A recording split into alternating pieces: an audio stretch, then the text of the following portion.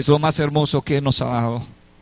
Cada vez que podemos compartir con alguien la palabra de Dios, cada vez que tenemos la oportunidad de poder estar frente a su palabra, nos damos cuenta que lo estamos escuchando a Él hablarnos. Venimos a su casa por muchas razones, pero la razón principal por la que venimos a su casa es porque queremos oírlo hablar a nuestra vida. Queremos que Dios nos diga algo. La vida de un cristiano todos los días depende exactamente de eso, de escuchar su voz, porque su voz nos va a decir hacia dónde tenemos que ir. Su voz nos va a dar sentido de dirección. Y cuando Él nos habla en cada momento de nuestra vida con una palabra, Él nos va a indicar hacia dónde tenemos que ir. Así que es hermoso, muy hermoso poder tener su palabra. Tenerla no es solamente cargar una Biblia. Este es un libro que, si lo pones en cualquier lugar, se convierte solamente en papel y tinta, y no tiene poder en sí mismo para hacer nada por la vida de nadie, sino en lo que está escrito. La palabra de Dios es vida, y lo que hace que tenga poder la palabra de Dios es esa vida que hay en cada cosa que Él nos dijo. En cada promesa que Dios nos dijo hay vida, y esa vida de Dios entra en la vida de nosotros en el momento en el que abrimos nuestro corazón y lo dejamos venir. Entonces nuestro corazón empezó a tomar vida. Como todos los días que venimos aquí, queremos saludar a los cientos de hermanos online que están a través del internet y que cada viernes y domingos y a veces miércoles están ahí listos para escuchar una palabra. Ya casi son 900 los que están ahí escuchando en cada servicio una palabra de Dios a sus vidas. Y es más importante porque el Señor dijo que hay más gozo en el cielo por un pecador, una sola persona, una sola, para Dios. Es tan importante. A veces a nosotros nos hace falta comprender eso que el Señor dijo. Hay más gozo en el cielo por un pecador que se arrepiente que por 99 justos. Porque los 99 siempre creen que ya están bien, pero siempre aquella persona que es esa persona que el Señor dice que es no está en el redil, que no es de las 99. Es tan importante para Dios una sola persona. El propósito de la iglesia, la asignación más grande que Dios nos dio, lo más importante para Dios es la gente. Siempre fue la gente lo más importante para Él. En su ministerio Él dedicó toda su vida a la gente. Vivió para la gente, se ligó con la gente, convivió con la gente, sanó a la gente, restauró a la gente, le habló a la gente, alimentó a la gente. Porque es lo más importante para Dios, es la gente. No son estas cuatro paredes. A veces nosotros nos hace falta volver a repensar el valor que tiene para Dios la gente. Y el día en el que entendamos el valor que tiene para Dios una sola persona, nos daremos cuenta cuán importante es cada cosa en la que tenemos la oportunidad de compartir con alguien una palabra, a través del medio que sea, a través de la radio, de la televisión, a través de un mensaje de texto, persona a persona, en la calle, en cualquier lugar. Cada vez que hacemos eso, estamos haciendo que una persona pueda escuchar algo de Dios, y eso es importante para Dios. ¿Cómo oirán si nadie les predica? ¿Cómo creerán si nadie les habla de Él? Por eso es lo más importante para Él, son las personas. Quiero compartir con ustedes una palabra muy hermosa que se encuentra en la carta del apóstol Pablo a los Romanos, en el capítulo 12. Es una palabra trascendental para nuestra vida y es una palabra muy profunda y muy hermosa, y quiero compartir con toda la calma en esta noche. En la carta a los Romanos, en el capítulo 12, en el verso 2, el apóstol Pablo escribió a los romanos diciendo: no os conforméis a este siglo, sino transformaos por medio de la renovación de vuestro entendimiento, para que comprobéis cuál sea la buena voluntad de Dios, agradable y perfecta. Quiero leerlo otra vez. Vea este verso: no os conforméis a este siglo, sino transformaos por medio de la renovación de vuestro entendimiento, para que comprobéis cuál sea la buena voluntad de Dios, agradable y perfecta. Y ya como el apóstol Pablo empieza en este capítulo 12, en el verso 1, hablándole a sus amados hermanos, diciéndole: así que, hermanos, miren la forma tan particular que él usa para dirigirse a ellos. Os ruego por las misericordias de Dios. Es un ruego. Él empieza en este capítulo haciendo un ruego, una petición. Y él está diciéndole a sus hermanos: así que, hermanos, os ruego por la misericordia de Dios que presentéis vuestros cuerpos en sacrificio vivo, santo, agradable a Dios, que es vuestro culto racional. ¿Por qué el apóstol está diciendo esto? En la antigüedad los sacrificios se hacían a través de animales, de machos cabríos, de becerros, de corderos. Y esos sacrificios representaban en forma simbólica lo que sería el sacrificio de Jesús en la cruz del Calvario. Hasta que Jesús vino a morir por nosotros, lo que se ofrecía en el tabernáculo eran animales. Y estos animales, a los que se le derramaba la sangre en el altar y se hacían estos sacrificios, representaban la expiación del pecado. Y se usaban animales porque así Dios lo había mandado. Pero una vez que vino Jesús a morir por nosotros, los animales, los machos cabríos, los becerros, los corderos, todos los animales fueron abolidos.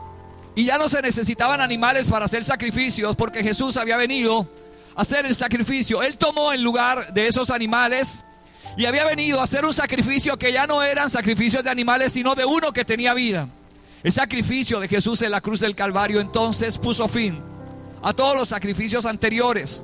Y ahora, por medio de Jesús en la cruz del Calvario, nosotros podíamos ir directamente a la presencia de Dios, porque Él había hecho el sacrificio, había roto el velo del templo, y eso significaba que Jesús traía un nuevo pacto, una nueva vida para nosotros, donde ya no tendríamos que ir a través de segundos o terceros a la presencia de Dios, sino que Él mismo nos metería directamente a la presencia de Dios a través del sacrificio de Jesús en la cruz del Calvario.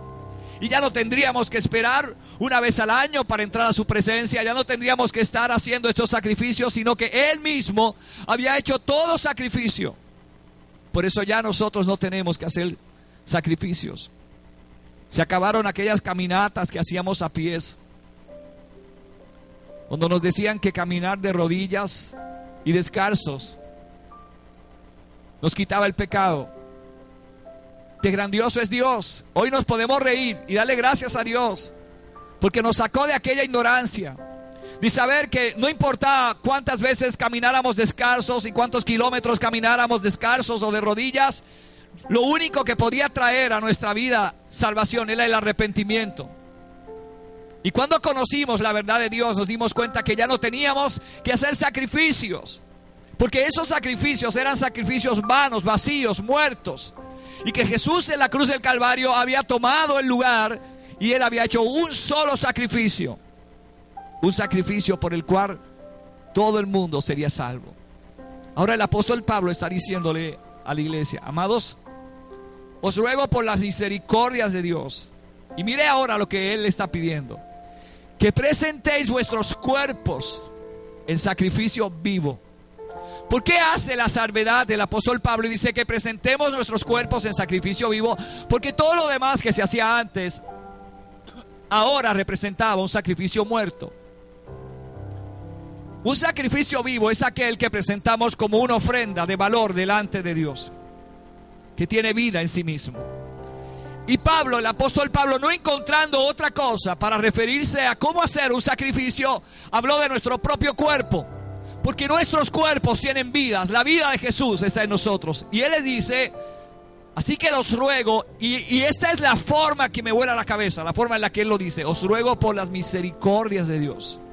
Qué forma tan brutal de pedirle a una persona que haga algo para Dios. Hermanos, os ruego por las misericordias de Dios que presentéis vuestros cuerpos en sacrificio vivo, santo, agradable a Dios. ¿Cuál es el sacrificio vivo? Nuestro cuerpo ha venido a ser un templo del Espíritu Santo. Es el lugar donde Él vive. Aunque lo cuidamos muy poco, y si tuviéramos conciencia de quién vive dentro de nosotros, nos alimentaríamos mejor, nos cuidaríamos mejor, haríamos muchas cosas en pros de cuidar esta casa donde vive el Espíritu Santo. A veces hasta tenemos en poco eso. A veces nos preocupamos tanto porque nuestra casa se vea bien.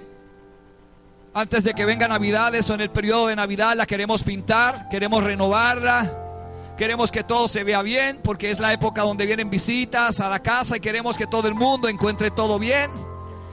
Y nos preocupamos porque esa casa se vea bien, en condiciones óptimas. Y eso está bien, es la casa donde nosotros vivimos. La casa donde nosotros vivimos debe estar bien, debe estar limpia, debe estar bien. No importa que sea un ranchito, no importa que sea un cuartito pequeño y que sean unas pequeñas paredes y algunas cortinas y que no tengamos muebles y que no tengamos lujos. Nuestra casa, estoy hablando de eso que nos alberga a nosotros, donde pasamos la mayor parte de nuestro tiempo. No hay diferencia entre la casa de un rico y la casa de un pobre. ¿Cuál es la diferencia? No estoy hablando del hogar, estoy hablando de la casa, de la estructura. En la casa de un rico vamos a encontrar lujos. Vamos a encontrar muchas habitaciones, muchos baños, muchos balcones, muchos lugares de descanso, oficinas, jardines muy grandes y hermosos, muchos vehículos. Y vamos a encontrar una estructura inmensamente grande, llena de lujos, de comodidades.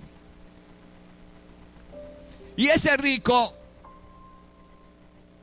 ha hecho todo con esa casa porque quiere tener su casa en condiciones óptimas. Un pobre solo tiene un pequeño lugar, unos muebles que no son tan lujosos como los muebles del rico, pero igualmente los compró para que su casa se vea bien. Un pequeño juego de comedor, dependiendo de cuántos sean en la casa. No es tan caro como el juego de comedor, que a lo mejor hay 3 o 4 en diferentes salas, en comedores en esa casa de rico, pero también hay un juego de comedor en la casa de un pobre. El juego de comedor es para sentarse a comer, y puede ser que en la casa del pobre la gente disfrute más ese juego de comedor que lo disfrutan en la casa del rico. Si podemos medir esa estructura y comparar lo que es una estructura física de una casa de un rico y una casa de un pobre, vamos a ver diferencias de lo que contiene la casa en sí misma. Pero ahí dentro de esa estructura viven personas. La diferencia entre una y otra persona es que una tiene una posición quizás más acomodada porque tiene una condición financiera mucho mejor que la que tiene una persona que tiene escasos recursos. Ahora veamos algo importante. El escasos recursos ama tanto su casita como la ama el rico. Quizás no pueda tener todos los lujos que tiene, pero lo que siente por su casa, a lo mejor no hay ninguna diferencia por lo que siente el rico, y a lo mejor siente mucho más amor que lo que siente el rico por su casa. Así nos preocupamos nosotros por mantener esa casa física en condiciones que sea totalmente buena para vivir, que sea habitable. Lo grande es que nosotros no nos preocupamos en ningún momento por mantener en condiciones óptimas la casa donde vive el Espíritu Santo. Mire, en las casas de nosotros hay un lugar para guardar el carro, ¿sí o no? En muchas casas, cuando se va a hacer la estructura de la casa, lo primero que que se diseña es si hay varios vehículos o las marquesinas, para que los vehículos estén en esas marquesinas. Los carros tienen un lugar donde poder dormir. Si tenemos un perro, le compramos una casita. O si tenemos un gato, una mascota, la que sea, le tenemos una casita a esa mascota. Pero fíjese que no tenemos un lugar en la casa seleccionado para el Espíritu Santo. No tenemos ningún lugar en la que hayamos separado para el Espíritu Santo. Tenemos una habitación para dormir, un baño para bañarnos, un comedor para comer, una sala para sentarnos, un families para ver televisión, una marquesina para el carro, una casa para el perro, una casa para el gato, una casa para la cotorra, pero no tenemos un solo lugar para el Espíritu Santo.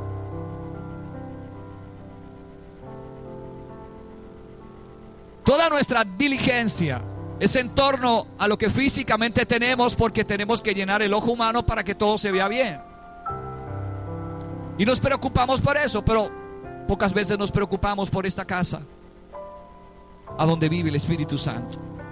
De todas las casas, la más importante es esta casa, es tu cuerpo.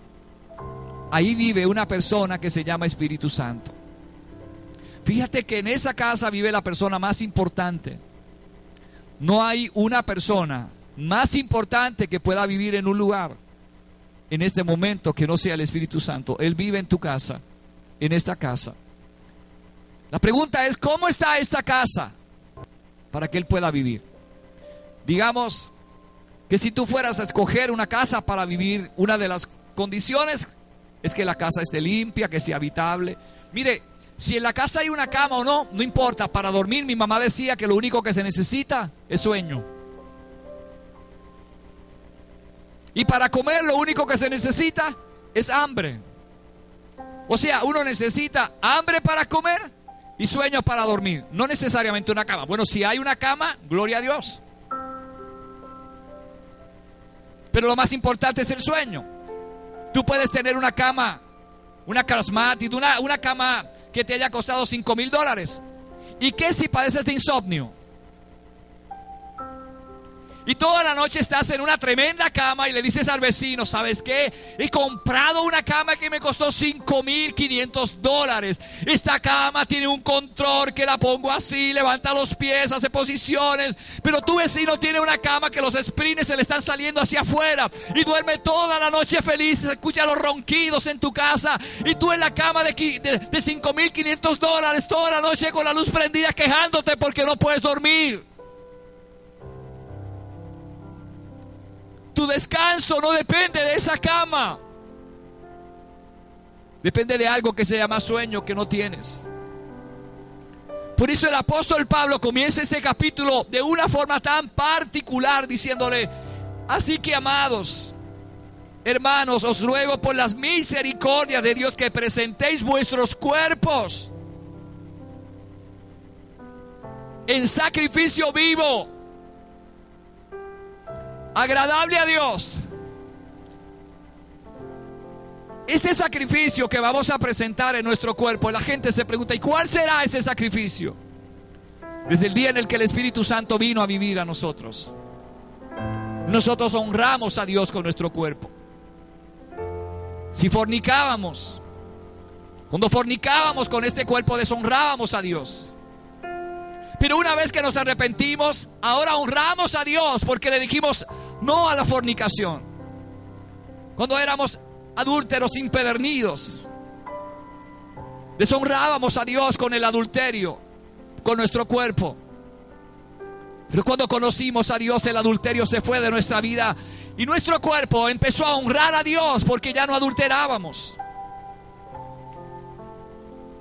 Cuando abandonamos la lascivia, dejamos de ser personas pecaminosas que usábamos nuestro cuerpo para deshonrar a Dios. Pero cuando conocimos la palabra de Dios, comenzamos a honrar a Dios con nuestro cuerpo. ¿Cómo lo honramos? Ha habido tanta confusión y tantas heridas Cuando le tratamos de decir a la gente cómo honramos a Dios con nuestro cuerpo. Y yo recuerdo la historia de un gran amigo mío, pastor, que llegó a la iglesia un día a predicar y nos contó una historia. Un día ese pastor es invitado a predicar a otra iglesia. Y cuando llegó un poco tarde a la iglesia, tuvo algunos inconvenientes en el camino. Y cuando llegó, él ve afuera a una joven llorando. Y decide acercársele a esta joven antes de entrar a la iglesia. Ya lo estaban apresurando para que tomara la parte, pero él decidió ir donde esta joven que vio llorando. Se acerca a esta joven y le pregunta: ¿por qué llora? Y ella le dice: porque yo tengo tanta necesidad de Dios. Hace años que no vengo a una iglesia, pero hoy sentí un deseo tan grande de venir a la iglesia y encontrarme con Dios. Por mi necesidad económica y por mi vida, le dijo esta joven, esta es la única ropa con la que yo cuento. Pero cuando traté de entrar a ese lugar, las personas que están en la puerta y el pastor no me permitió entrar con esta ropa, porque me dijeron que esta ropa no era digna para entrar a la casa de Dios. Este pastor fue conmovido por Dios. Y él dice que sintió tanta repugnancia que sintió deseos de virar y no predicar y irse.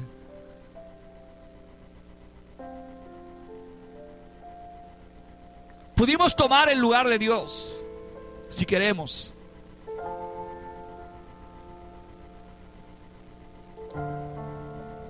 Y confundir a la gente y decir: ¿cómo podemos honrar a Dios con nuestro cuerpo? Diciéndole que vistiéndonos así o de esta forma es la única forma en la que podemos honrar a Dios.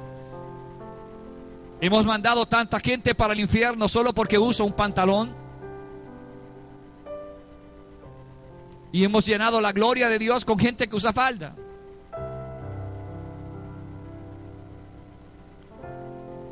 Hacíamos distinción entre quienes eran más santos, aquellos que vestían más o menos en la forma en la que los pastores decían que había que vestir, y aquellos que se vestían con lo único que tenían para ir a adorar a Dios. Los que se vestían con lo único que tenían para ir a adorar a Dios no le ponían importancia, porque su necesidad y su hambre por Dios no les dejaba pensar en si iban a encontrar un obstáculo para eso. Y aunque usted no lo crea, hay iglesias donde tienen gente en la puerta y hay unas cláusulas en la puerta para entrar, y si no tienes esas cualidades no entrarás. No estoy mintiéndote. Yo vi eso. Yo lo viví. Yo recuerdo un día que fui a ministrar a una iglesia. Nos invitó una amiga de la pastora que había estudiado con ella. Y fuimos a ministrar y teníamos una guaguita de la iglesia, más o menos de esas guaguitas escolares que son pequeñitas, y nos llevamos todo el ministerio ahí. Viajamos desde Utuado con todo el ministerio de adoración y alabanza. Éramos como unas 15 o 20 personas, llevamos el equipo. Lo pusimos ahí y la gente empezó a llegar. Las hermanas fueron vestidas como iban a la iglesia. Y yo recuerdo que a los minutos de estar montando el equipo de sonido, las cosas se empezaron a poner difíciles y algo raro empezó a suceder en aquel lugar. Algunas personas llegaron allí, se arrodillaron y empezaron a profetizar. Y yo sentía en mi espíritu que algo no estaba bien. Al cabo de unos minutos me llamó el pastor y me dijo: pastor, tengo que decirle algo. Usted puede predicar, pero las hermanas no pueden cantar. Yo me quedé sorprendido y les dije: ¿por qué? ¿Por qué no están vestidas adecuadamente? Y yo les dije: esas hermanas están vestidas decentemente. Sí, digo el pastor, pero las diáconas de la iglesia dicen que ellas no pueden cantar porque no están vestidas adecuadamente. Así que usted puede ministrar, pero ellas no. Entonces lo miré y le dije, ¿sabes qué, pastor? No sé si te gustaría que te invitara a mi casa y fueras con tu esposa y yo te dijera, puedes entrar, pero tu esposa no. ¿Qué harías? Le dije, ¿qué harías si yo hiciera eso? Y él dijo, no. Eso es inconcebible. Yo no puedo entrar a un lugar donde no deja entrar a mi esposa. Y yo le dije, por eso es que no voy a predicar. Porque si ellas no pueden cantar, yo tampoco puedo ministrar. Donde ellos no entran, no puedo entrar yo. Así de erróneo. Presentamos nosotros a la gente cómo presentar nuestro cuerpo en un sacrificio vivo. Y se puede juzgar a una mujer por un pantalón y decir que esa mujer no es santa, y santificar a una persona que se viste hasta aquí, No estoy diciendo que eso sea malo, pero la santidad no está en eso. La santidad no está en la ropa que todos nosotros sabemos, porque somos personas adultas, cómo vamos a venir a la casa de Dios. Sería increíble que yo estuviera parado en la puerta diciéndole a la gente cómo tienen que venir vestidos a la iglesia, porque si eso ocurriera, entonces el Espíritu Santo no tendría necesidad de estar en este lugar. Él no tendría que tomar el lugar en este lugar, porque los pastores harían su trabajo. Y yo soy de los que creo que cuando tú aceptas al Señor y tienes al Espíritu Santo, Él va a decirte qué le agrada, Él va a decirte qué no le agrada. Vas a ser dirigido por Él. Se pueden imaginar cuántas personas heridas hay por esa idea religiosa, fantasiosa, caprichosa, errónea y antibíblica, en la que le enseñamos a la gente que Dios no nos aceptará si no venimos vestidos de acuerdo a como los hombres nos dicen. Y el apóstol Pablo está diciendo otra cosa: presenten sus cuerpos en sacrificio vivo. Y fíjese que él no está hablando de ninguna ropa. Él ni siquiera te dice vengan vestidos con un pantalón, vengan con una falda. Y pueden perdonarme lo que me están viendo a través de internet, pero no podemos añadirle ni quitarle a la palabra de Dios. Yo he visto gente en una falda hablar obscenidades. Y he visto mujeres en pantalones decentes estar en la presencia de Dios. Una falda no nos hace más libre que un pantalón.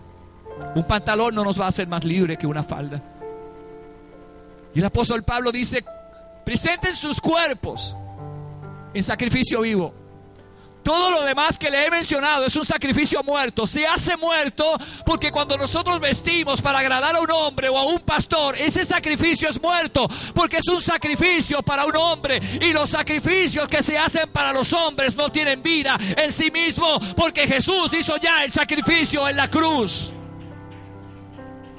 Por eso el apóstol Pablo está diciendo: presenten sus cuerpos en sacrificios vivos. El día que conocemos a Dios, tomamos conciencia de lo que vamos a hacer con nuestro cuerpo. Y en el pasado cometimos muchos errores. Pregúntele a una persona que hoy tiene una enfermedad contagiosa y que está marcado con una sentencia de muerte, si hubiese tenido la oportunidad de volver a nacer, si volvería a hacer lo que hizo. Quizás le diga que no, porque posiblemente usó su cuerpo para hacer algo que desagradaba a Dios, y las consecuencias fueron nefastas para su vida. Ahora el apóstol Pablo nos enseña una forma nueva, una forma nueva de cómo presentar nuestros cuerpos sacrificio vivo para Dios. ¿Qué hago con mi cuerpo para que se convierta en un sacrificio? Un sacrificio es un sacrificio. Un sacrificio es algo que nos tiene que costar. Por ejemplo, cuando ayunamos, es un sacrificio. Imagínate cuando ves un Hershey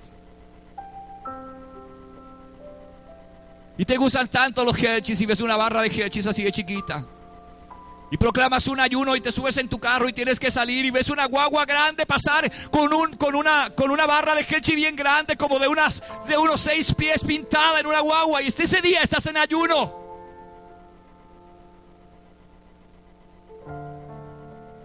Es un sacrificio porque tú tuviste que renunciar ese día. Es una abstinencia. Dejaste de comer, no para pasar hambre. Los ayunos no se hacen para pasar hambre. Los ayunos se hacen con propósito.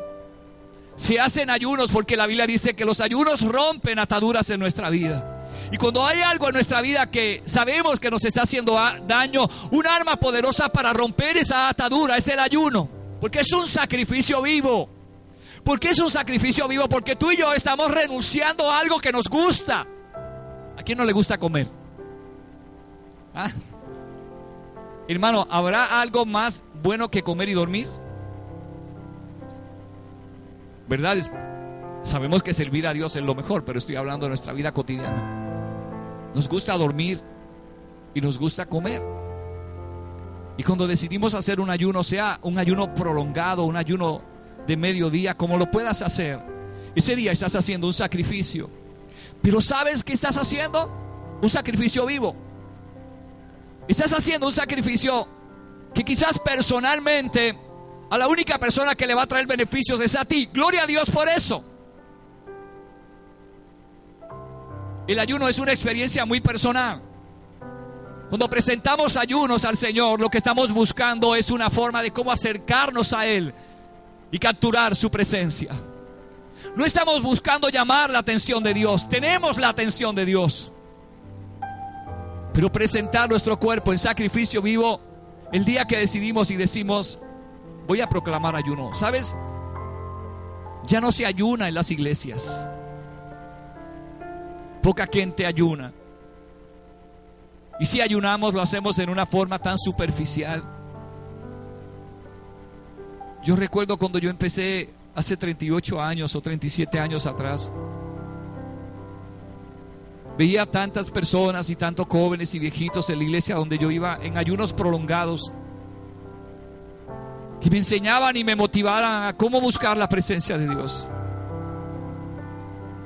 Cuando ayunas, le estás diciendo al Señor: estoy presentando mi cuerpo en un sacrificio vivo, porque es un sacrificio lo que estás haciendo. El apóstol Pablo dice: santo. El sacrificio tiene que ser santo. Si vamos a presentar un ayuno delante de Dios, no podemos ir en un ayuno lleno de contiendas, con el corazón lleno de pecado, con nuestras manos manchadas de iras, con enojos en nuestro corazón. El sacrificio que voy a hacer tiene que ser un sacrificio santo, porque es para Él. Lo que no ha cambiado de los sacrificios es que cuando el Señor pedía que se hiciera un sacrificio con un cordero, ese cordero tendría que ser un cordero inmaculado, no podría tener manchas, tendría que ser un cordero solo blanco, no podría tener ninguna imperfección, porque ese cordero representaría proféticamente al Cordero de Dios que venía a quitarnos el pecado del mundo. Y lo que no ha cambiado es que cuando vamos a hacer un sacrificio para Dios, tiene que ser un sacrificio santo. Añádale a esa palabra, a su sacrificio santo. Diga: el sacrificio tiene que ser santo. Dios nos está llamando a que presentemos nuestros cuerpos en sacrificio santo. ¿Y qué es lo que hace santo a nuestros cuerpos? Ya estamos viendo que lo que hace santo a nuestros cuerpos no es una falda ni un pantalón. Que ese sacrificio sea santo. ¿Qué lo hace santo? ¿Por qué el sacrificio tiene que ser santo? Porque es para Dios. Y aquí cambia algo. Es que estás haciendo algo no para el pastor, sino para Dios. Nunca le permitas a nadie, no importa quién sea, que te pide vivir una vida para agradarle a un hombre.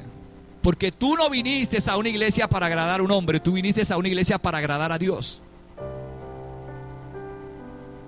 Es demasiado fácil agradar a un hombre, pero el Señor está pidiendo que nuestro sacrificio sea santo. Así que lo que vamos a hacer ahora es contemplar el sacrificio que vamos a hacer. Ese sacrificio tiene que ser santo. No podemos ayunar y a la misma vez que ayunamos estar en contiendas. El Señor dijo cuál era el verdadero ayuno, y Él habló en el profeta Isaías a través del ayuno verdadero, y dijo: ustedes ayunan para contiendas, ayunan para herir, pero Él habló de un ayuno verdadero, de un ayuno santo. Ese sacrificio que se llama ayuno es un sacrificio que viene a santificar nuestros cuerpos, porque todo sacrificio limpia. ¿Usted sabe cuántas bacterias entran a nuestro cuerpo diariamente en todo lo que nos comemos? Que la mayoría de las cosas que nos comemos no nos alimentan. Mi papá decía siempre que nosotros nos llenábamos los ojos antes de llenarnos la barriga. Era un refrán que él decía siempre: llénense primero la barriga y después los ojos, lo decían. Porque nosotros veíamos un racimo de guineo maduro y nosotros queríamos comernos el racimo en un día. Y después, no les voy a contar la historia, teníamos que estar haciendo turnos en el baño.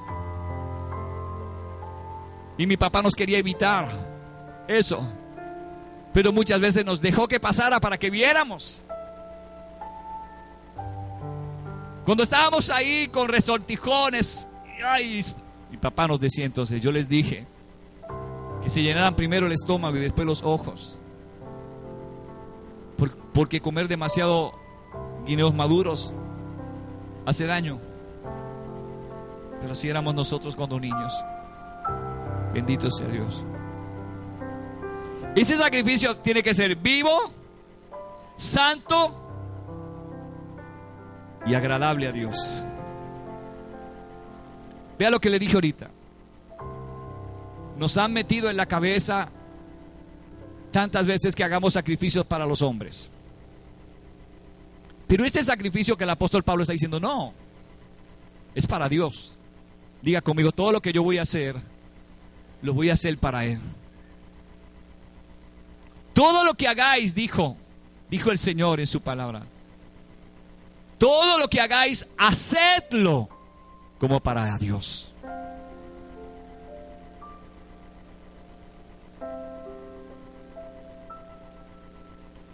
El mismo verso dice: agradable a Dios, que es vuestro culto racional. Vea que este es un culto, diga, racional. ¿Qué sería lo opuesto a lo racional? Lo irracional. ¿Qué sería un culto irracional? El culto que se hacía antes. Traer aquí machos, cabríos, becerros y matarlos aquí en ese altar sería un culto irracional. Pero el Señor nos está diciendo que esto que vamos a hacer es un culto racional. Cuando presentamos nuestros cuerpos en sacrificio vivo, santo y agradable a Dios, este es un culto racional. Entonces estamos actuando racionalmente. Dígale al que está al lado tuyo: tienes que actuar racionalmente. Dios no te está diciendo que seas irracional, sino que seas racional. Pero ahora viene la parte buena. Esta es la que me tiene el corazón súper brutal. El verso 2: no os conforméis a este siglo, sino transformaos por medio de la renovación de vuestro entendimiento, para que comprobéis cuál sea la buena voluntad de Dios, agradable y perfecta. Diga: hay una voluntad de Dios agradable y perfecta. Vamos a empezar con lo que dice el verso 2. No se conformen a este siglo. ¿Qué es lo que quiere decir el apóstol cuando está diciendo esto?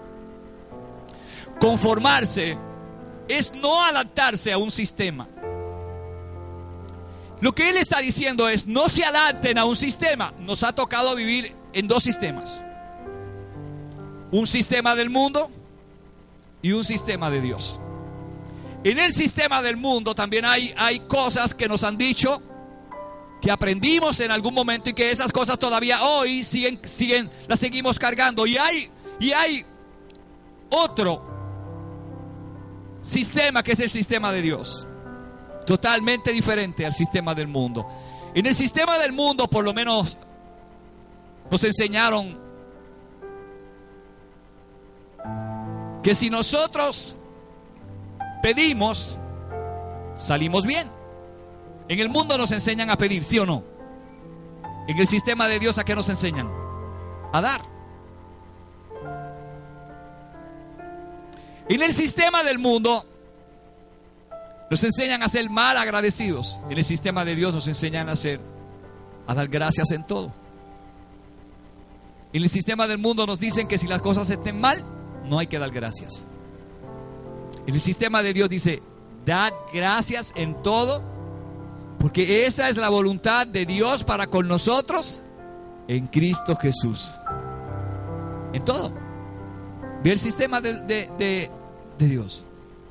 El apóstol Pablo empieza el verso 2 diciéndonos: no se conformen a este siglo, no se adapten a este sistema. Nos ha tocado vivir en un sistema y el problema es que nos hemos acomodado. Diga conmigo: acomodarse.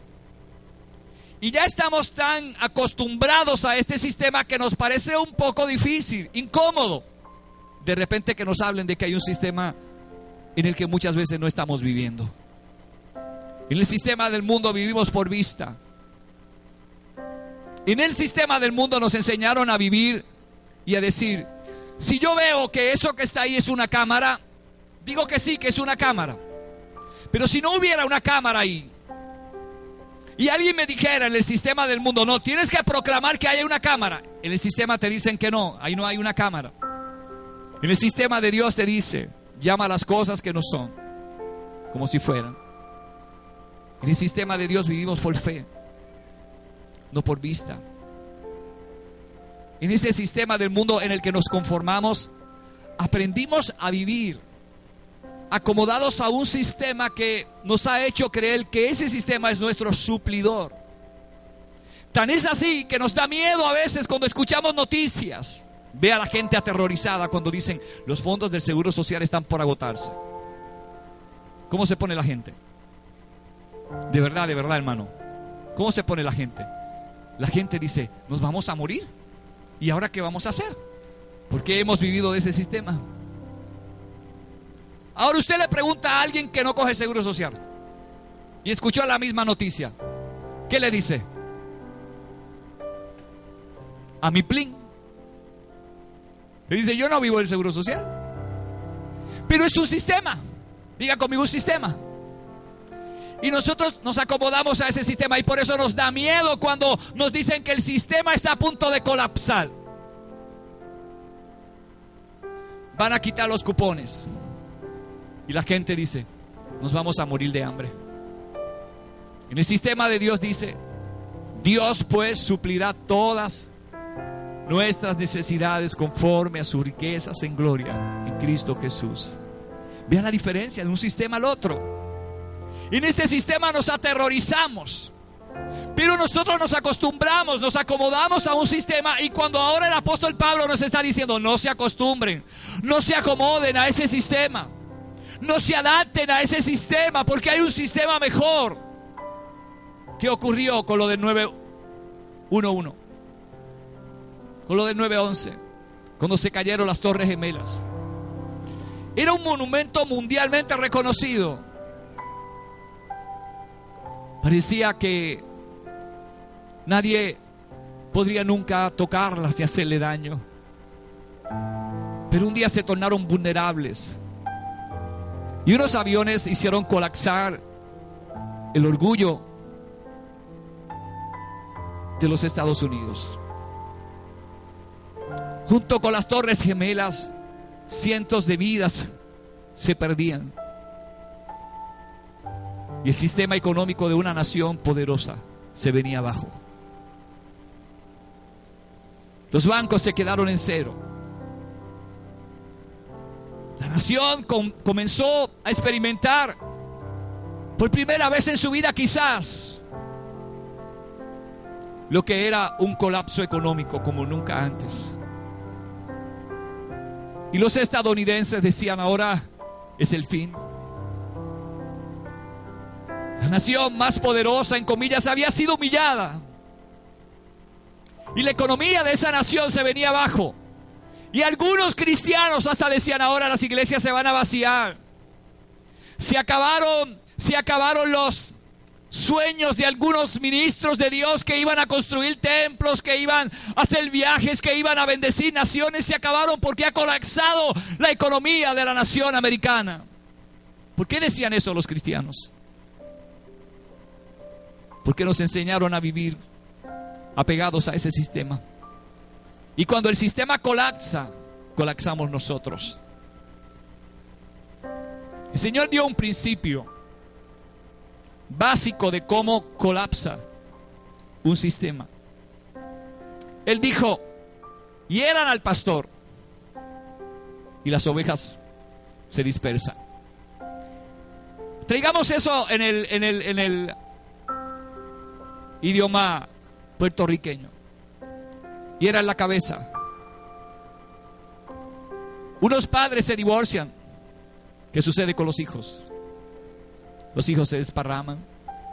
Llega la confusión a la casa. La paz se va. Los hijos están desequilibrados mentalmente, emocionalmente. No pueden creer que un matrimonio de 25, 30 años esté disuelto en tan solo unos instantes. Ha colapsado un sistema que por 25 años albergó entre esas paredes lo que llamaban una familia, y ahora está colapsando en unos segundos.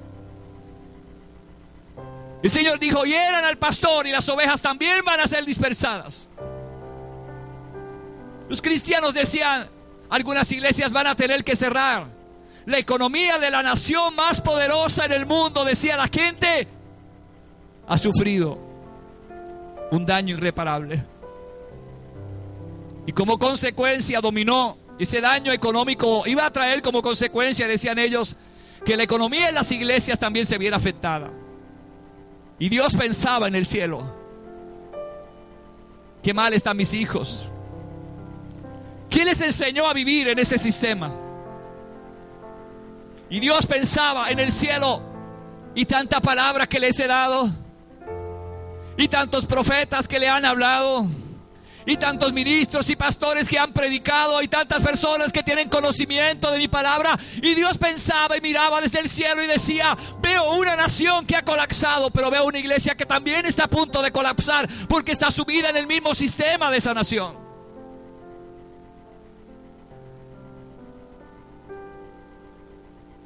Y Dios decía: mis hijos están mal. Usted puede pensar que cuando algo falla en su casa, sus padres no han tomado providencia para que las cosas puedan estabilizarse. Mi mamá decía: el que guarda siempre tiene. Yo la vi muchas veces buscar por aquí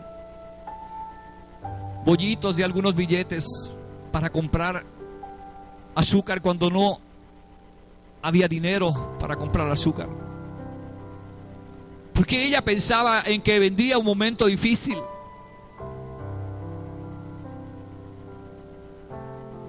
La vi buscar en aquellas carteritas que usaban las señoras de antes, que eran así chiquititas y se hacían con un brochecito. Algunas pesetas que guardaba de lo que le sobraba para comprar algunas libras de pan para traerla a la casa. Y ella sabía hacer provisión cuando las vacas flacas venían. ¿Qué dijeron? Dijo el Señor: que por el hecho de que colapsaran unas torres, por el hecho de que unas torres se cayeran y la economía de una nación se viniera abajo, en el cielo también estaba pasando lo mismo. Y entonces Dios se paró de su trono.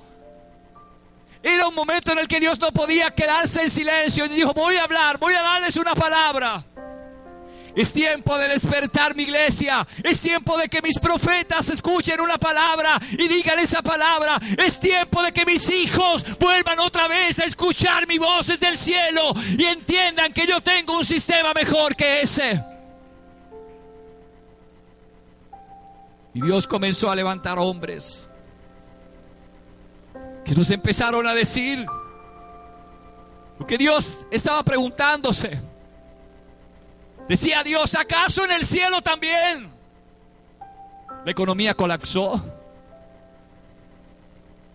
¿Acaso los talibanes entraron al reino de Dios y pudieron poner bombas y meter aviones y ahora también el sistema del cielo estaba colapsando? La pregunta era no. Las torres gemelas se habían caído, pero Dios seguía siendo el Dios de la provisión. Dios seguía siendo el Dios de la sobreabundancia. Dios seguía siendo el Dios que iba a darnos en medio de las crisis más difíciles, cuando nadie pensaba que Dios iba a hacer provisión. La economía de Dios no colapsó. Pero viviendo en ese sistema nos dimos cuenta que vivir en ese sistema nos afecta a nosotros tanto que una noticia como esa es catastrófica para nosotros. Y les voy a decir algo, hermanos. Esos sistemas se van a caer, no van a aguantar. O sea, quien crea en este país o en cualquier nación que los cupones, que el seguro social, que todos los sistemas van a ser eternos, no es verdad. No van a ser eternos. Porque las naciones han colapsado en su economía. Y uno se pregunta, ¿y cómo vamos a vivir nosotros? Como hemos vivido siempre. Vamos a vivir de nuestra fe en Dios. Job dijo: yo no he visto justo desamparado, ni su simiente que mendigue pan. ¿Sabes quién dijo eso? No lo dijo Abraham. No lo dijeron los discípulos que habían visto a Dios hacer provisión para más de 3,000 personas y multiplicar los panes y los peces. Esto lo dijo un hombre que había perdido su familia, sus hijos, su esposa, que había perdido su hacienda, que lo había perdido todo, y en consecuencia de eso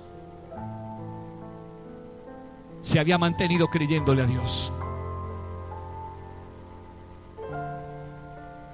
Prepárate, porque aquellos que un día nos vieron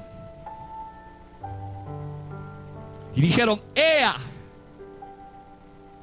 Cuando tú escuchas ese ¡ea! Que la gente dice ¡ea!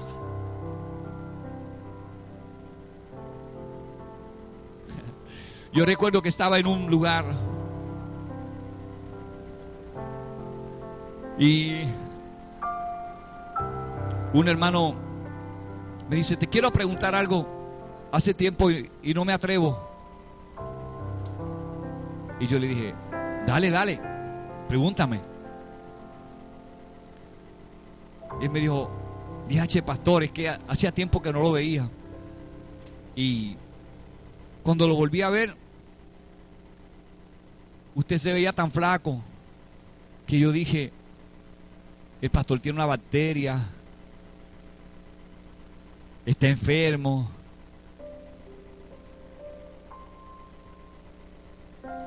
Yo le quería preguntar, y yo le dije: no,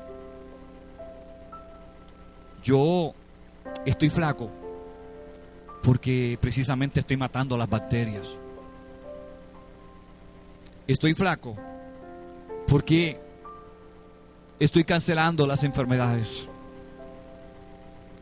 Acabamos de salir de aquel ayuno que habíamos hecho de 21 días.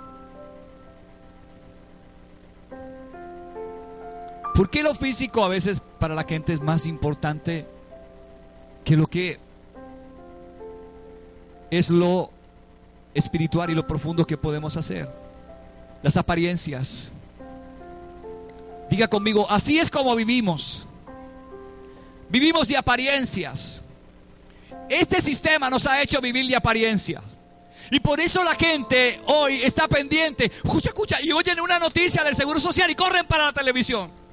Y no quiere que nadie, no me hable, no me hable, no me hable.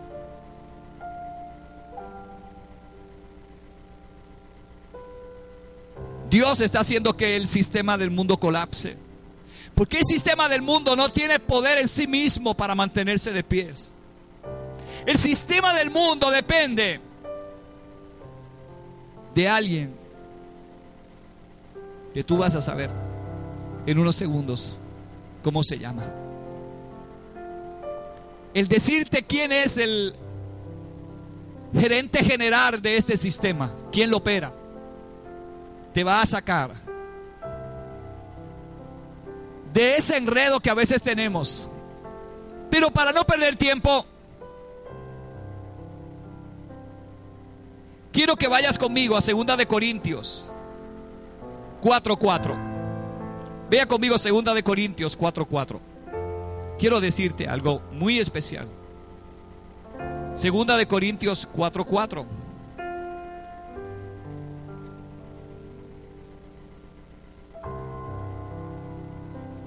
El Señor nos está hablando de un sistema. Diga conmigo, un sistema.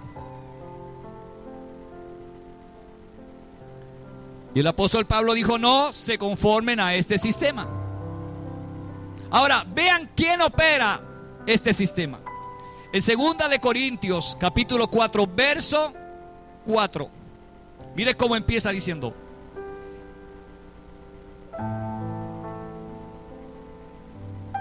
pero si nuestro evangelio, en el verso 3, está encubierto entre los que se pierden, está encubierto, en los cuales el Dios de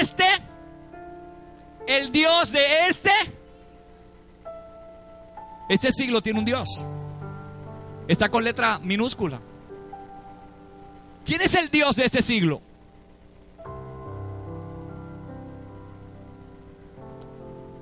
No queremos mencionar ese pájaro porque no merece ni que digamos su nombre. Pero vamos a dejar que el Señor lo mencione. El verso 4 dice: los cuales. Estamos en el verso 4, ¿verdad? En los cuales el Dios de este siglo cegó, ¿el qué? El entendimiento de los incrédulos, para que no les resplandezca la luz del evangelio de la gloria de Cristo, el cual es la imagen de Dios. ¿Qué hace el Dios de este siglo? Nubla el entendimiento. ¿A dónde van los ataques directos del enemigo en el siglo que vivimos? En la mente. Tú ganas o pierdes tus batallas aquí. Las batallas más grandes de un ser humano se libran, se ganan o se pierden en la mente. Es ahí donde el enemigo va a poner esos pensamientos, esas saetas que van a ir. Y es ahí en tu mente donde vas a ganar o a librar las batallas más grandes de las personas. Están en su mente. Alguien te dice que tú eres feo, y aunque seas lindo, te lo dicen 20 personas y te dicen: eres feo. A mí me lo pueden decir 1,000,000. Y yo siempre digo: no, soy. A veces mis nenas me dicen: papi, yo soy linda, ¿y tú? Y yo le digo: sí, ustedes son lindas, pero yo soy hermoso. Una persona puede ser la persona más hermosa del mundo. ¿Y qué si tiene un complejo de fea? Se mira en el espejo y dice: yo soy feo. Muchacha, muchacho, tú eres una persona elegante, eres una persona que cualquier muchacha querría estar al lado tuyo, cualquier muchacho. Es que yo soy feo, esta nariz no me gusta, estas orejas no me gustan.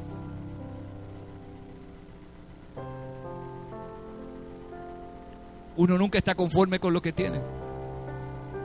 O no le gusta el pelo, no le gusta la oreja, no le gusta la nariz, no le gusta la boca con la que salió, no le gustan los dientes. Algunas personas no les gustan la forma de sus dedos, la forma de sus pies. No están conformes con el cuerpo que tienen. Siempre nosotros estamos poniéndonos falta. ¿Sabe que la persona que más falta le pone a uno mismo somos nosotros mismos? Siempre nos estamos poniendo faltas.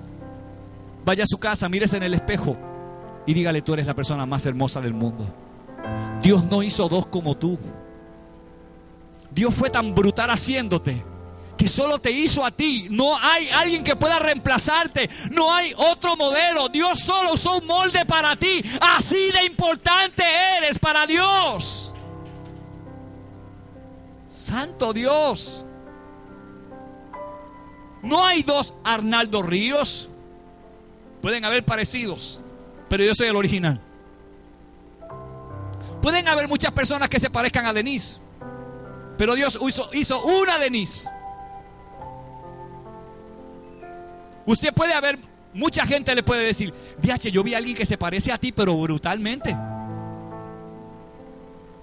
Cuando yo pastoreaba en Utuado y llegué a pastorear en Utuado, yo vi por la calle un día con la pastora y con mi suegra, y una señora me dice: padre, ¿cómo está usted, padre? Y yo me quedé como... Y yo le dije: señora, yo creo que usted me está confundiendo. No, padre, ¿usted es el padre? Y yo le digo: no, yo soy pastor. Ay, perdón. Me pasó esa. Me pasaron como 3 o 4 veces así. Y yo decía: caramba, yo tengo que conocer a ese padre. Yo tengo que conocer a ese sacerdote, porque si yo me parezco tanto. Había una compañera mía en la policía que trabajaba conmigo y me decía: Río, es que de verdad tú te pareces, deja que tú lo veas. Usted sabe que es bien difícil que usted vea a una persona y usted acepte que se parece a usted. Que usted diga: DH, es verdad, se parece a mí. Porque uno como con ese, uno siempre tiene, ¿verdad? Y uno dice: no, yo soy yo.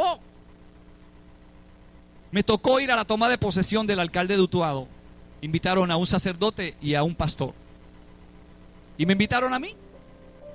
Yo llegué primero. Yo estoy sentado así. Cuando entra este hombre con su sotana, y yo lo miré. Hermano, era como si yo me estuviese mirando un retrato. Nadie me tuvo que decir: ese es. Yo dije: DH, este tiene que ser. Tenía el mismo recorte, igual de flaquito. Era idéntico. Le tocó sentarse al lado mío. Él iba a hacer una oración y yo iba a hacer otra oración. Y yo estaba deseoso porque se terminara todo el acto protocolar para decirle. Se terminó efectivamente y yo le dije, DH, yo tengo que hablar con usted. Perdóneme, pero yo tengo que hablar con usted. Es que desde que yo llegué aquí, yo estoy pastoreando en tal lugar, me han confundido en la calle un montón de gente con usted. Dice: yo me doy cuenta. Le dije yo: DH, nosotros nos parecemos.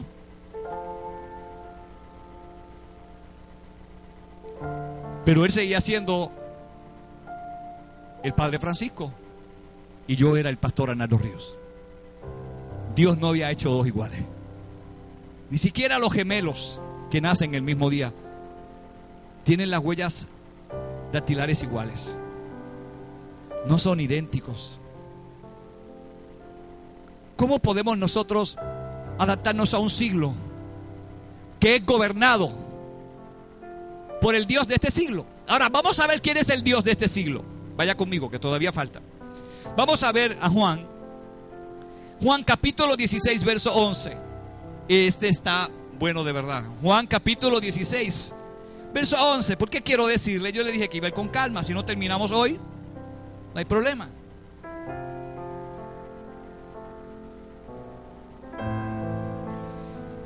El capítulo 16 del Evangelio de Juan, en el verso 11, dice: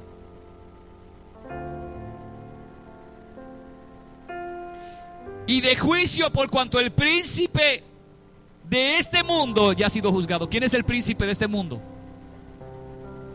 Vamos todavía, Juan 12:31. Vamos a Juan 12:31. ¿Qué dice Juan 12:31? Ahora el juicio de este mundo, ahora el príncipe de este mundo será echado fuera. Dígame una cosa: ¿a quién usted conoce como el príncipe de este mundo? ¿Cómo se llama? Satanás, Lucifer. Él es el príncipe de este mundo. El mundo representa un sistema.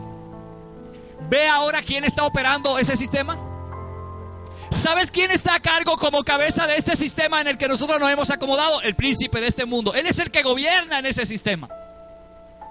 Mi pregunta es, en esta noche, ¿cómo hemos caído nosotros en ese sistema? Y podemos decir, ¿por ignorancia? No, no puede ser por ignorancia. Pero esa es una de las cosas que hace Él. Ciega nuestro entendimiento.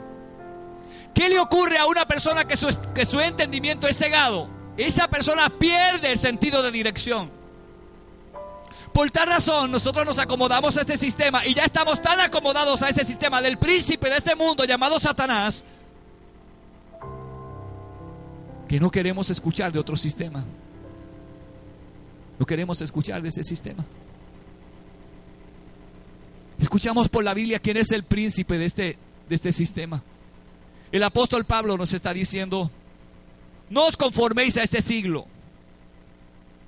Y este siglo habla de un sistema. No se acomoden a este sistema. Ahora mire lo que dice: sino transformaos. ¿Qué nos está diciendo? ¿Qué es transformarse? Es cambiar de forma. El apóstol Pablo nos está diciendo: ustedes cambien de forma. Dígale al que está a lo suyo: tienes que cambiar de forma. Hermano, usted ha visto a la gente cuando dice: no, es que estoy en forma. A ver, yo no sé en qué forma a veces estamos.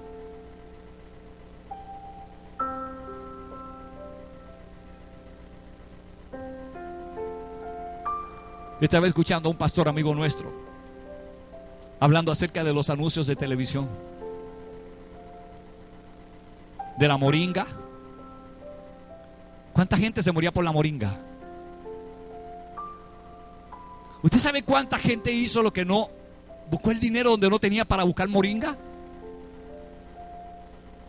Y yo escuché una vez que estábamos comprando algo con la pastora a una muchacha diciendo: llama que me dejen moringa.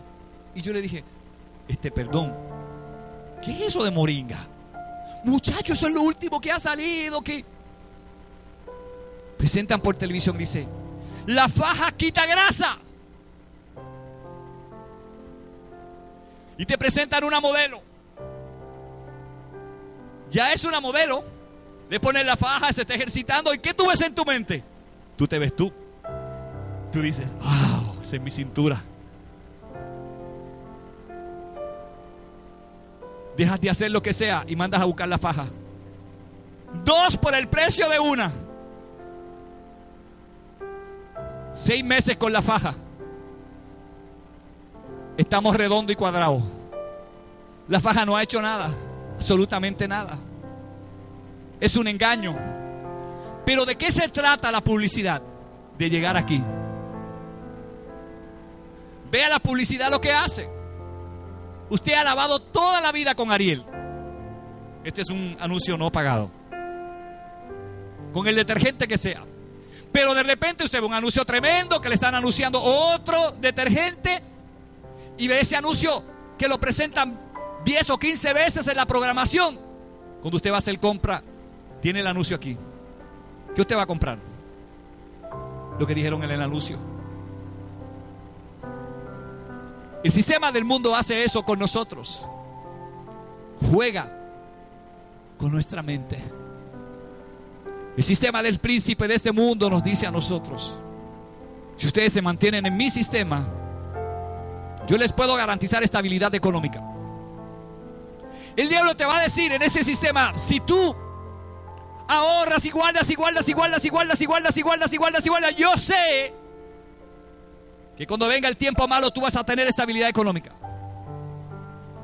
En el sistema de Dios, Dios te dice: traiga los diezmos al alfolí, traiga sus ofrendas al alfolí, y habrá bendición en su casa hasta que sobre y abunde. En el sistema de Dios, Dios te dice: pon tu confianza y tu fe en mí. Yo soy el que voy a ser tu proveedor.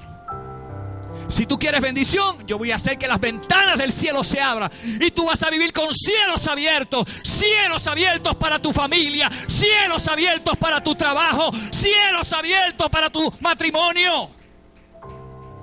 Y Dios va a hacer que vivamos con cielos abiertos en el sistema de Él. Pero el sistema del príncipe de este mundo te dice, no puedes cambiar. Ahora Dios te dice, transfórmate.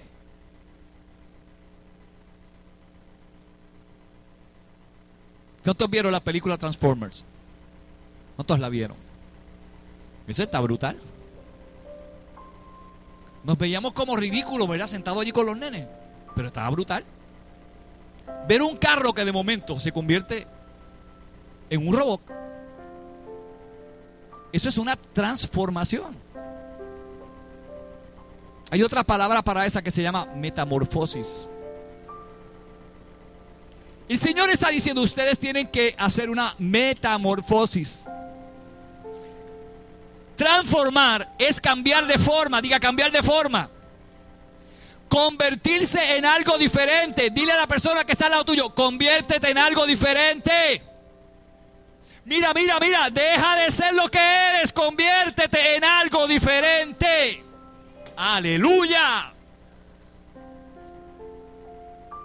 El apóstol está diciendo, conviértete en algo diferente, transfórmate.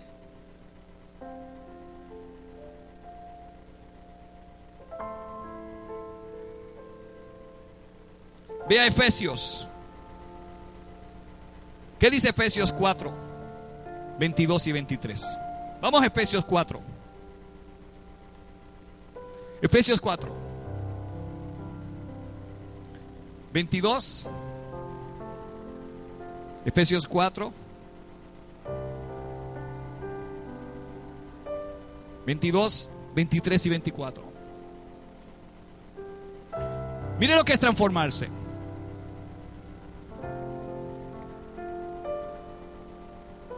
Dice ahí, a que dejéis la pasada manera de ¿qué? De vivir. Cuando uno deja la manera pasada de vivir, ¿uno qué hace? Se está transformando. Diga conmigo, transformándonos. El apóstol Pablo dijo, no es que ya lo haya logrado todo. No es que ya me convertí en un Transformers. No, pero el apóstol Pablo dijo, todavía no lo he logrado, pero prosigo. Diga, prosigo. Yo prosigo. Esa es la victoria. No es detenerse, proseguir. El apóstol Pablo dice, yo todavía no lo he logrado, pero yo voy a proseguir. ¿Sabes cuál es el problema de nosotros? Que nos detenemos. Nuestro gran problema es que cualquier cosa nos detiene. Cualquier problema que el diablo pone en nuestro camino nos detiene nuestro avance. El apóstol Pablo dijo que no lo había alcanzado todo, pero él dijo, pero yo prosigo. Diga, prosigo a la meta. Diga conmigo, a la meta, al blanco. Para proseguir a la meta y al blanco, usted tiene que tener fijada su mirada en la meta y en el blanco. Usted no puede entretenerse con nada. No deje que el diablo le robe su tiempo. No deje que el diablo lo entretenga. No deje que el diablo le quite lo que Dios le ha dado. No deje que el diablo le robe su bendición. Dejando nuestra pasada manera de vivir. Y a eso le llamaban el viejo hombre. Oiga, nosotros teníamos antes un viejo, diga un viejo. Y el apóstol Pablo le dice a ese hombre, viejo. ¿Qué pasa con lo viejo? No estoy hablando de las personas. ¿Qué es lo que pasa con lo viejo? Lo viejo se puede renovar. No se puede renovar. Mire, ahora salió bueno, yo no quiero hablar de esto porque hay cosas que salen en la televisión. Hay cosas que salen en televisión que usted no sabe.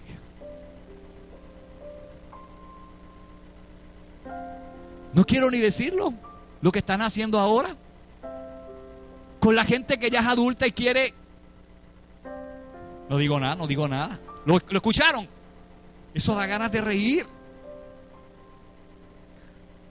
Ahora se inventaron algo que a una persona que ya está entrada en años le puedan hacer una operación y le puedan rejuvenecer todas sus partes íntimas. Como si los cuerpos no tuvieran derecho, como Dios nos quiso, a tener un proceso de descanso. Es que todo en el sistema, mire, en el sistema del enemigo todo está cambiado. Vea el sistema de Dios. En el sistema de Dios, Dios hizo al hombre para que trabajara. Solo al hombre, no a la mujer. Pero ¿qué le ha tocado hacer a las mujeres hoy día? Trabajar. ¿Cuántas mujeres son amas de casa, cabeza del hogar, suplidoras del hogar?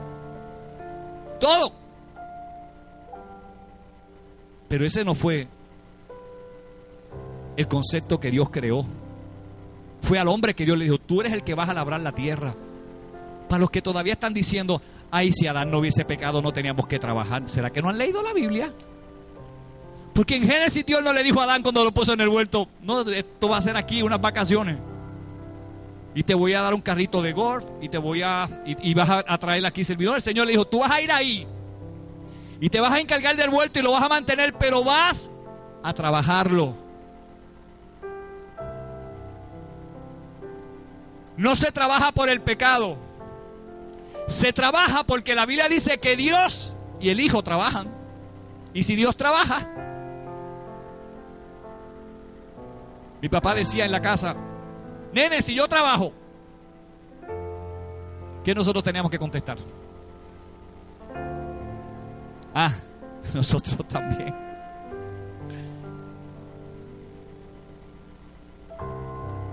Hay un viejo hombre y lo viejo hay que sacarlo. Diga, lo viejo hay que sacarlo. Mire, lo viejo hay que sacarlo. Lo viejo hay que sacarlo. No estoy hablando de la gente, estoy hablando de cosas viejas de nuestra vida. Ese viejo hombre lleno de malas mañas, lleno de malas costumbres, ese viejo hombre que está viciado, hay que sacarlo de nuestra vida. Ese viejo hombre pertenece al sistema viejo. Ese hombre viejo se educó en el sistema del príncipe de este mundo. Y todavía hoy ese hombre viejo nos quiere gobernar. Todavía hoy ese hombre viejo, eso es lo que ustedes le llaman el mostrito. Ay, pastor, se me sale el mostrito. No se supone que tú tengas a Hulk en tu vida ya. No se supone que te pongas verde. No es que no te dé coraje. La Biblia dice: airaos, pero no pequéis. Que no se ponga el sol sobre vuestra frente. A los cristianos les da coraje,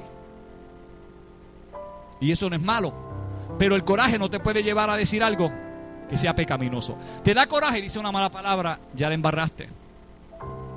Si te da coraje y ofende, ya la embarraste, ya pecaste.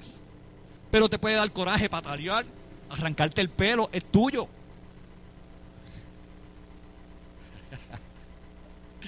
Te puedes despeinar, no hay problema, tú eres la que pasa trabajo. Puedes romperte una ropa, te costó cara, después vas a llorar porque no tuviste para... Era la única que tenía. Ajá. ¿Tú no has visto a los nenes cuando da coraje qué hacen? Se tiran. ¿Para qué? Para que mamá los coja. Los niños saben controlarnos. Transformaos, diga transformaos. Y sacar al viejo que está en ti. Diga, hay un viejo dentro de mí, feo y malo, que hay que sacarlo. A los que están escuchándome, tienes que sacar al viejo. O sea, yo lo siento por ti esta noche, pero Dios te está diciendo, a ese viejito lo tienes que sacar. Porque muchos de nosotros lo que tenemos en nuestra vida es un asilo.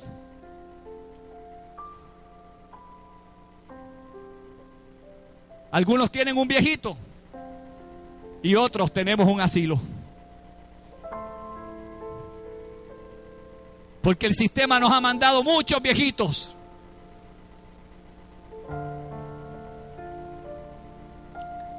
Transformaos, dice el apóstol Pablo.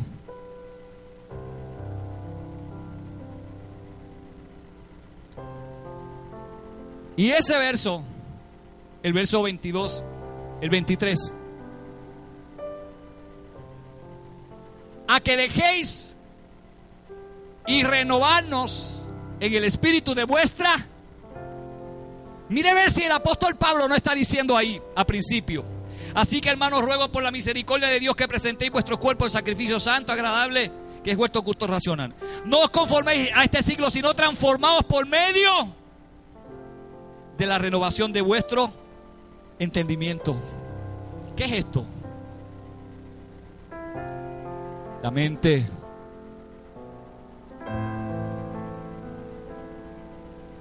Pero quiero leerles ese de aquí, de esta versión. Mire lo que dice: en cuanto a la pasada manera de vivir, despojaos del viejo hombre. Diga conmigo, hágase un despojo. Diga, ¡ay, santo Dios! ¿De qué está hablando el pastor? Yo no estoy diciendo nada que la Biblia no diga. Despojaos. ¿Qué es despojarse? Sacarse de encima. No es eso que ustedes piensan. No es estar haciendo esas cosas así. No es nada de eso.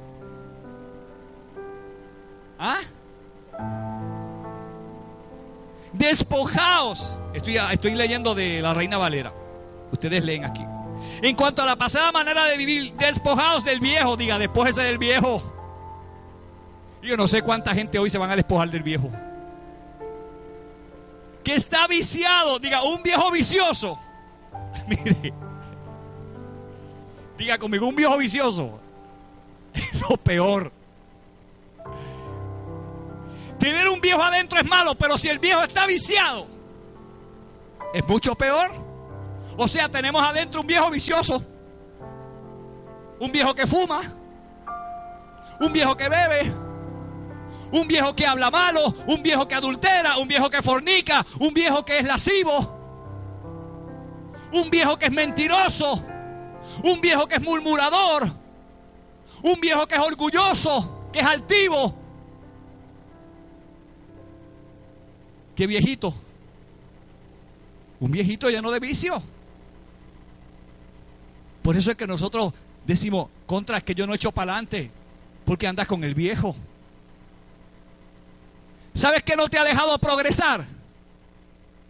¿Qué no te ha dejado progresar? ¿Ah? El viejo, diga conmigo, el viejo. ¿Qué es lo que no te ha dejado ir hacia adelante? El viejo. ¿Qué es lo que no te deja buscar a Dios? El viejo. Que tienes un viejo vicioso, que tienes que sacarlo. Pero como nosotros somos así, a los puertorriqueños nos conocen por el ay bendito. Ya estamos diciendo, ay bendito, pero es que ese viejito lleva tanto conmigo. ¿Y a dónde se va a ir ese viejito? A buscar 7 peores que él, para que cuando regrese va a traer 7 viejitos peores que los que tiene ahora. Y cuando se metan en tu casa, van a hacer de tu casa un asilo que Dios solamente los va a poder sacar.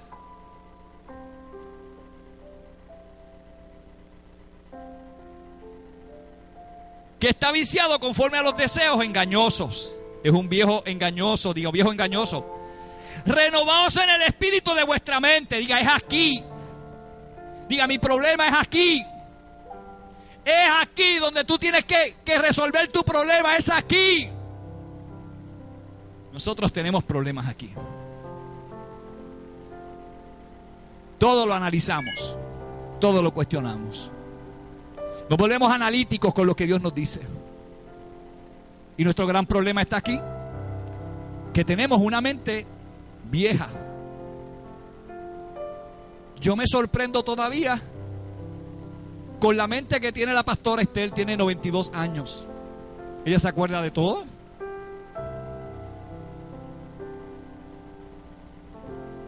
Y ella me decía antes, ay pastor, algo está pasando porque a mí se me olvidan las cosas. Y yo le dije, pues me está pasando a mí también. ¿A quién no se le olvida algo? Lo único que a mí no se me olvida nunca, hermano, nunca se me ha olvidado, es comer. ¿Alguna vez usted se le ha olvidado comer? Jamás. Yo quiero ver a alguien que diga, ¡ay, se me olvidó comer! A menos que uno esté tan cansado que se acueste y del cansancio tan rendido, uno diga, ¡ay, no me voy a levantar!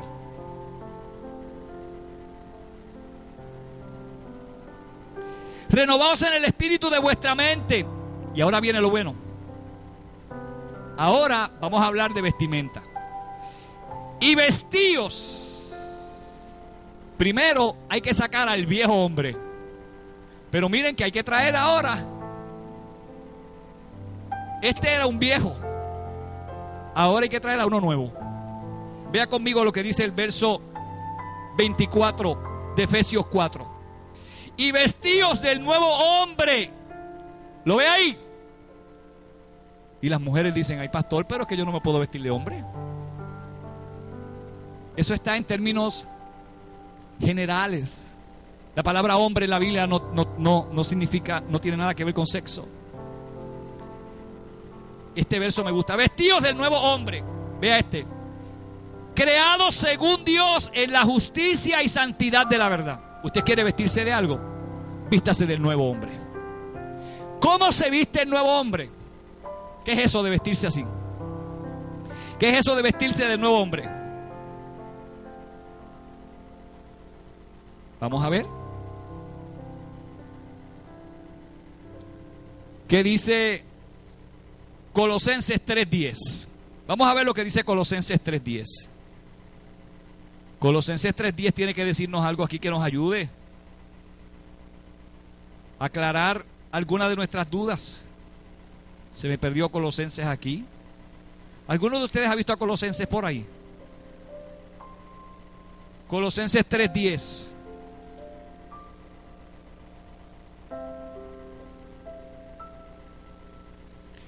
Y revestíos del nuevo, diga de nuevo, el cual conforme a la imagen del que lo creó, se va renovando hasta el conocimiento pleno. Este verso me gusta. Revestidos del nuevo, el cual, ¿por qué? Usted jamás se va a renovar sin conocimiento. ¿Por qué leer es bueno? Porque leer te da conocimiento, te enriquece. Y nosotros somos tan vagos para leer, por eso muchas veces caemos en los contratos. Firmamos y no leemos. Y en las letrecitas bien chiquitas, ahí es que nos cogen. Usted envía, nos ha pasado a nosotros, cuando nosotros estamos escribiendo una serie por Facebook. Hace poco escribimos una serie que se llama Perdidos en... ¿cómo se llama, pastora? Perdidos en la catedral. Perdidos en la catedral. Y perdidos en la catedral, pues teníamos que escribir mucho. La gente no lee. Pero si tú escribes un texto que tenga 5 palabras, la gente rápido le da like. Porque a la gente no le gusta leer. Puede ser que sea interesante, que sea importante, pero no nos gusta leer. Y por eso no tenemos conocimiento. Para todo en la vida tienes que leer. Para todo lo que vas a estudiar tienes que leer. Tienes que enriquecerte tu entendimiento leyendo. Si tú quieres tener conocimiento y crecer en la palabra de Dios, tienes que leerla. Porque leer la palabra de Dios no solamente te hace encontrarte en una experiencia como nunca antes. Es una experiencia muy personal encontrarte con Dios cuando te encuentras con su palabra. Es el pensamiento de Dios. Pero Él te está diciendo, vestíos del nuevo, el cual conforme a la imagen del que lo creó, se va renovando hasta el conocimiento pleno. ¿De qué estamos hablando? Diga, renovarse. Renovarse. Diga, no solamente hay que crecer. Dios nos está llamando a renovarnos. Renovarnos. Ahora sí, aquí caemos todos. Cuando el apóstol Pablo dice, transformados por medio de la renovación.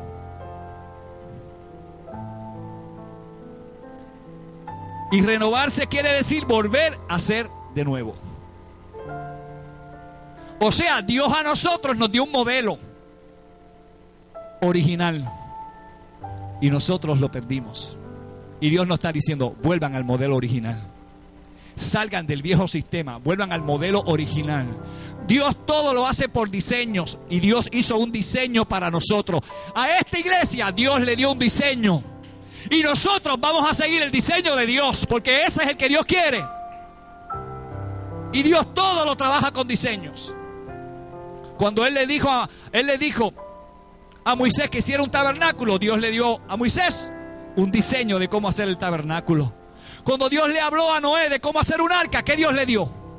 Le dio un diseño. Cuando Dios le dijo a David de cómo hacer una casa para Dios, David tenía un diseño que Dios le dio. Y Dios nos está diciendo, vuelvan al diseño original. Termino con esto. A la renovación de vuestro entendimiento, para que comprobéis, esto es brutal, cuál sea la buena voluntad de Dios, agradable y perfecta. Hermano, para cerrar esto de esta forma, este verso está súper brutal. Todo lo que nos está diciendo primero es lo que tenemos que hacer para una sola cosa.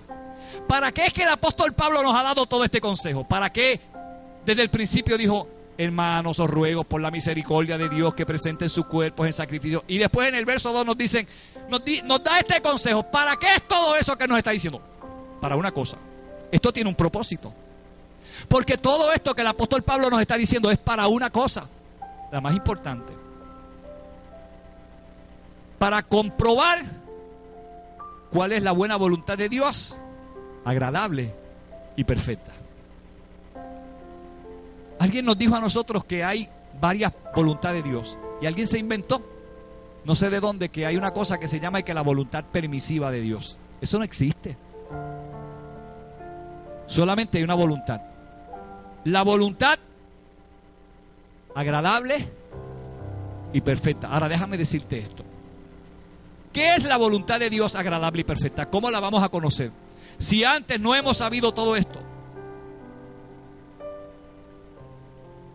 Si no tenemos esa voluntad, ¿qué es la voluntad? Es la facultad que tenemos para pensar. Esa voluntad que tenemos de decidir. Esa es nuestra voluntad. Pero conocer la voluntad de Dios, lo que Dios quiere, es otra cosa. La pregunta obligada es, ¿estamos nosotros en la voluntad agradable y perfecta de Dios? ¿Vive usted en la voluntad agradable y perfecta de Dios? ¿Está usted en la voluntad agradable y perfecta de Dios? Si no estamos en la voluntad agradable y perfecta de Dios, ¿qué estamos? Dígame una cosa, el apóstol Pablo nos está hablando de la voluntad de Dios, la que es agradable y perfecta. Si yo no puedo vivir en la voluntad agradable y perfecta de Dios, entonces ¿qué estoy? Si yo no estoy adentro de la voluntad de Dios, ¿dónde estoy? Estoy fuera. Y todo este consejo del apóstol Pablo, todo este tiempo que el apóstol Pablo nos ha detallado paso por paso lo que tenemos que hacer, es para una sola cosa, para conocer cuál es la voluntad de Dios agradable y perfecta. ¿La conoce usted?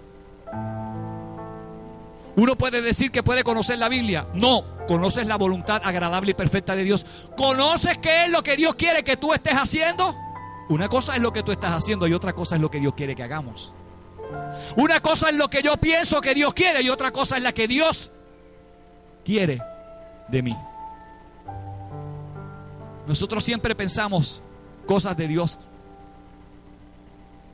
y siempre erramos porque los pensamientos de Dios no son nuestros pensamientos, ni los caminos de Dios son nuestros caminos, porque así como son más altos los pensamientos de Dios y los caminos de Dios más que los de nosotros. Nosotros andamos dándole consejos a Dios de cómo Él tiene que hacer las cosas. Y por eso la iglesia no conoce la voluntad agradable y perfecta. Hermano, hay una voluntad agradable. Diga, la voluntad de Dios es agradable. Mire qué lindo es esto. Mire cómo lo dice el apóstol. Es agradable. ¿Qué es algo que es agradable? ¿Ah? ¿Qué te ocurre cuando alguien pasa por el lado tuyo con un perfume de esos que se te... y la persona cree que acaba con el perfume y tú haces...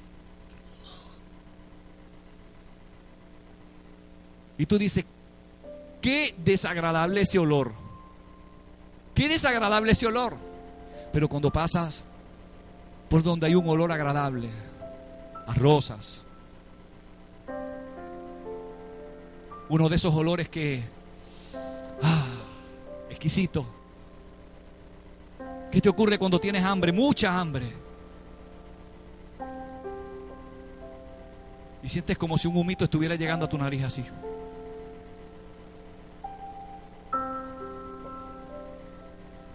Y tú empiezas a identificar, uno identifica a veces las cosas por el olor. Tú dices,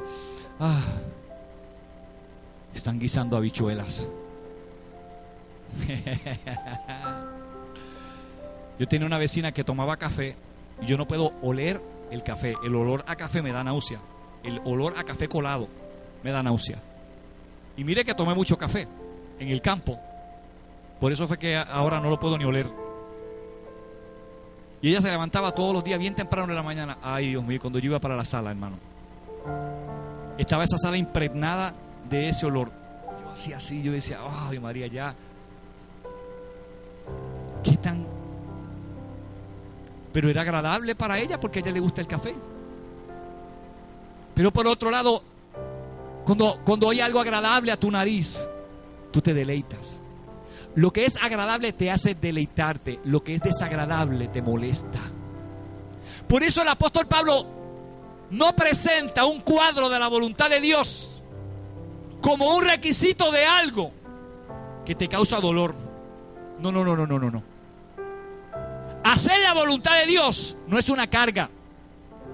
Hacer la voluntad de Dios no es un trabajo, no es doloroso. Hacer la voluntad de Dios es agradable.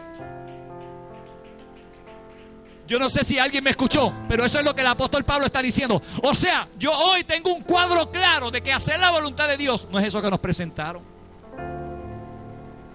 Antes de hacer la voluntad de Dios, tú veías a la gente y tú le preguntabas a la gente, ¿cómo tú estás? Ay, en prueba. Pero esa es la voluntad de Dios. Los volvías a encontrar un año después, en prueba. Pero esa es la voluntad de Dios. Óigame. ¿Qué Dios es ese? Dios sabe hasta dónde yo puedo llegar. El que no sabe hasta dónde puedo llegar, soy yo. Pero si Dios te da algo, te lo da porque Él sabe que tú puedes llevarlo. Si tú pasas o estás pasando por una situación y tú dices, ya no puedo. No, sí puedes. Porque si te vino es porque puedes. Si Dios te la permitió es porque puedes. Si Dios puso que eso pasara y lo permitió, ¿sabes por qué? Porque tú tienes la fuerza, porque tú tienes el poder para vencer eso. Si Dios lo permitió porque tú y yo podemos. Pero la voluntad de Dios no es algo malo, es agradable. Diga agradable. Mire, piense cómo hacer la voluntad de Dios y deleitarse. ¿Y cómo es? Agradable ¿y qué? Perfecta. O sea, que cuando tú estás en la voluntad de Dios, no hay ningún tipo de error que Dios cometa o algún indicio que te dé a ti la oportunidad de pensar que algo, haciendo la voluntad de Dios, te va a salir como no debe salir, porque es perfecta. O sea, Dios todo lo tiene controlado. Es perfecta. ¿Por qué las cosas a nosotros no nos han salido bien? Porque no hemos estado en la voluntad de Dios. Porque muchas cosas en nuestra vida nos salieron mal antes, porque no estábamos en la voluntad de Dios, agradable y perfecta. Pero hay una buena noticia, diga, una buena noticia.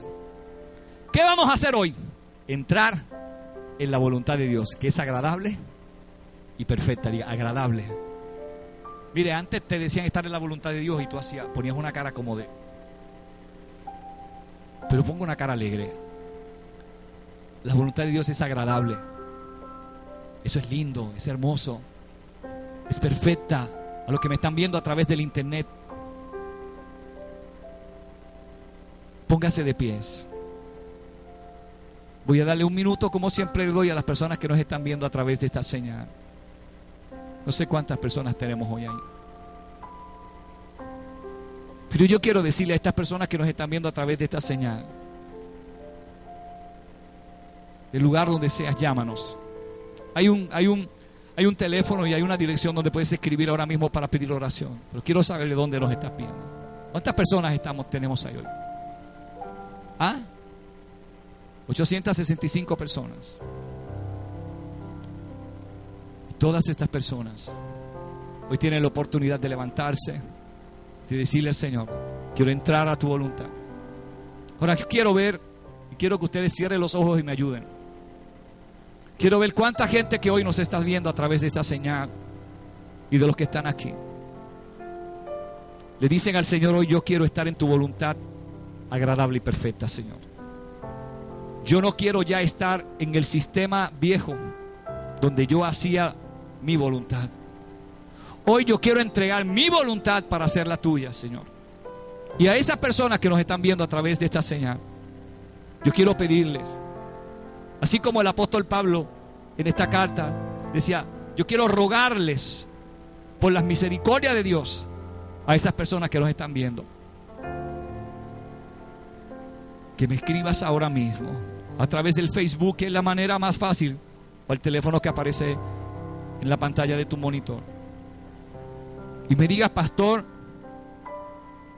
te estoy viendo de tal lugar y hoy Dios me habló. Yo quiero hacer la voluntad agradable y perfecta de Dios. Quiero que bajemos las luces.